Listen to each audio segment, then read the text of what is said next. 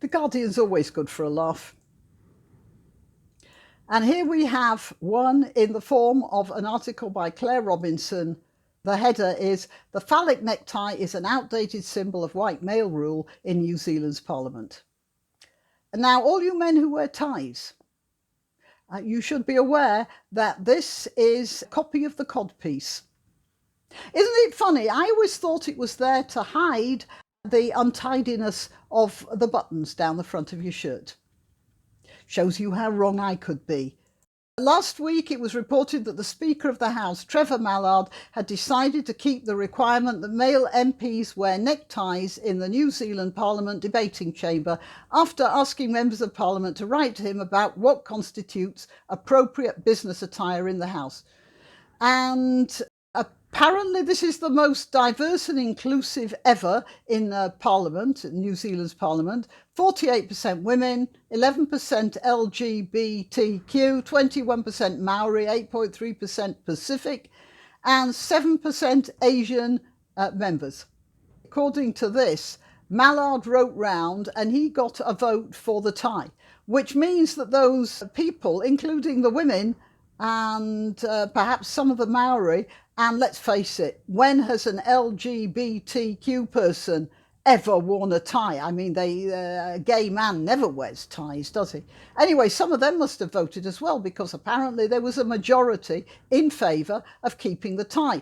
I am reminded that institutions have uniforms, and that Parliament is a Western institution which has certain dress norms, and a tie is one of them. British courts, lawyers wear a strange combination of clothing. The gowns they wear are basically medieval. They wear wigs, which are 18th century, more or less, 17th and 18th century. So it's a strange sort of combination of clothing, but it reflects the length of time British courts have been running. It reminds people of the ancient traditions of British justice, which often works quite well. There are miscarriages, obviously. And it also sets the lawyers apart. They become not human beings, but institutions. And that reminds them of how they are supposed to act. A defending barrister is supposed to defend somebody even if he's not so sure about their guilt or innocence, because that's his job. A prosecutor is supposed to prosecute because that's his job. This has nothing to do with their personal feelings. It's to do with the job they're doing. And that's why they wear these uniforms. This reminds them of it. It also reminds the criminals that these people are not doing this personally. They're doing this as part of an institution. Now, I remember also that, I wasn't around at the time, by the way, the Roman Senate, they were supposed to wear togas. There was a big fuss at the time, many of the times, because the senators found the toga cumbersome and uncomfortable. And they kept saying they wanted to do away with it. But they were compelled to wear the toga because that was formal wear. And this is a constant throughout. Now, look, if wearing a tie were directly against somebody's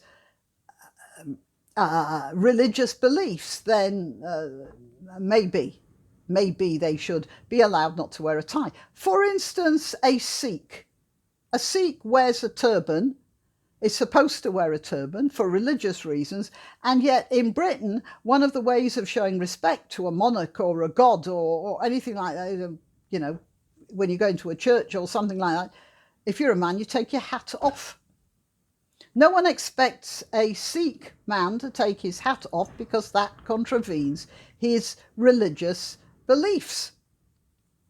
Nobody's forcing that. I don't think anyone would force that here as well. But the tie is part of the symbolism of a Western institution. Here we have this guy, and this is what the article's about. Maori Party co-leader Rawiri Waititi wearing a traditional Maori punamu or greenstone around his neck. Speaks to media during the opening of New Zealand's 53rd Parliament. Okay, now, I haven't read the whole thing, but if Mr. Waititi says he's got to wear that greenstone because it's a symbol of his ethnic background, I don't see anything wrong with that. I also don't see anything wrong with him wearing a tie as well. That's a greenstone. Now, this woman here says that the tie is a phallic symbol and therefore it should be done away with. Well, that's a greenstone there. You may say I'm a dirty-minded old lady, but that reminds me of another part of the male anatomy. Why isn't she saying that should be done away with? Because it looks like a bollock. She's not saying that, because that's not ethnically diverse enough for her. I'm not saying it is, by the way.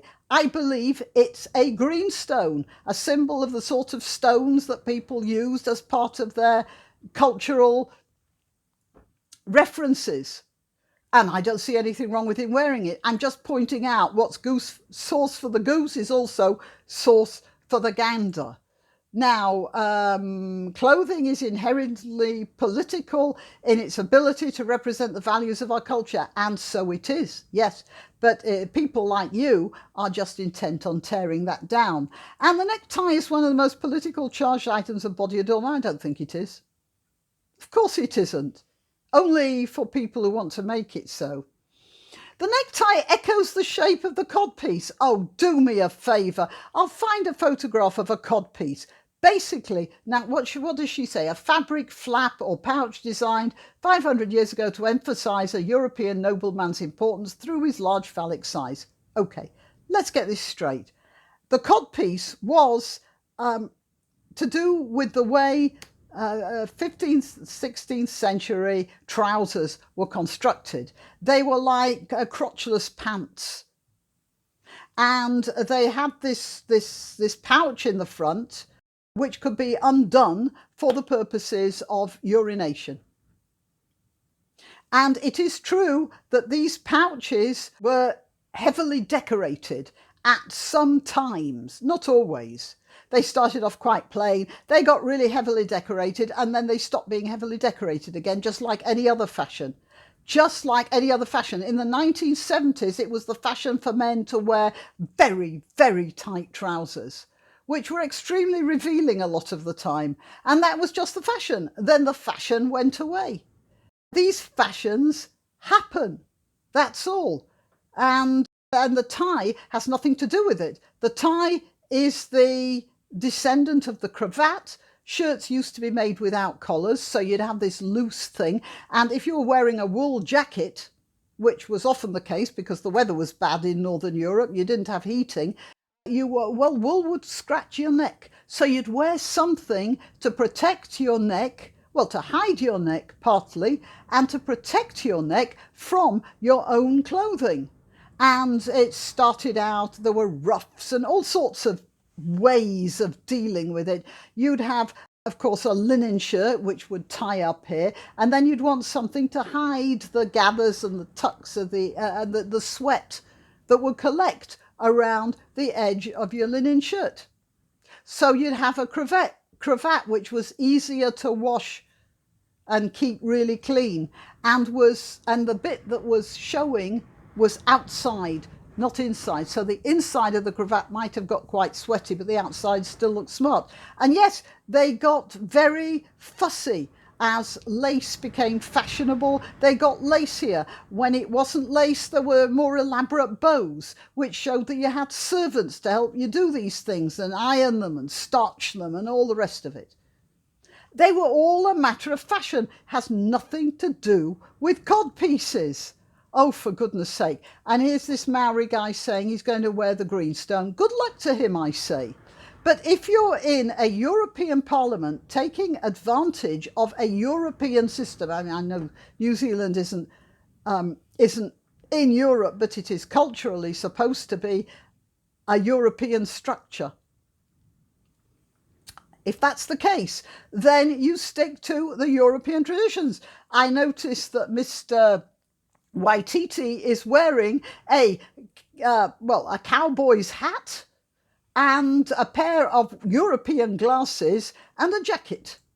I mean, he's not wearing traditional Maori garb, and that's probably because this actually is more comfortable and more practical. And he can wear that stone that looks like a part of the male anatomy, and he can wear this tie that looks like a part of the male anatomy only to, in both cases, to those with a mind to see that sort of thing. All right, well, that's The Guardian, and I don't know. I don't know why they actually think they can print this stuff, except it does give me a lot of fun.